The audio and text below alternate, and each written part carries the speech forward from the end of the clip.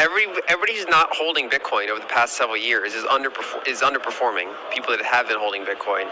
And so there's all these really smart people that are like, yeah, if you do this, you can capture 200 basis points and convert it to this asset and make this spread happen.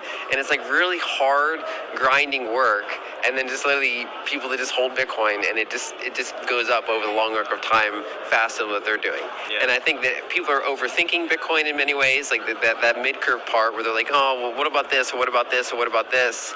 And it's like, the cool thing about Bitcoin is at the end of the day, there are people that are like, sound money, hard to confiscate, hard to resist it, like I want to own some. That's kind of like the left curve. It doesn't take, it's not hard.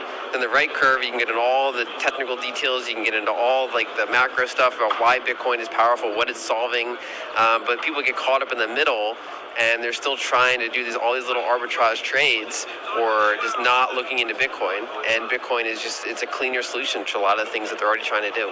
Yeah, and I mean, you're right, because really so many people, for example, financial advisors will kind of all be talking about their typical 60-40 stocks and bonds, or maybe there's someone who's really into property and they're trying to get some, they're working so hard, and you think how many channels there are where they're talking about, oh, here's how you flip property, or here's how you get passive income.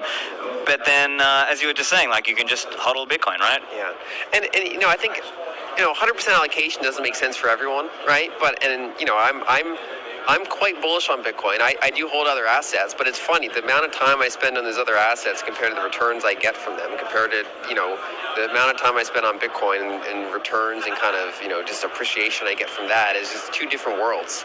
And so I think that having a Bitcoin slice in your portfolio just smooths a lot of things out. And you can still put your time or energy or other resources in whatever you want, but it just makes it all easier. That's what good money should do.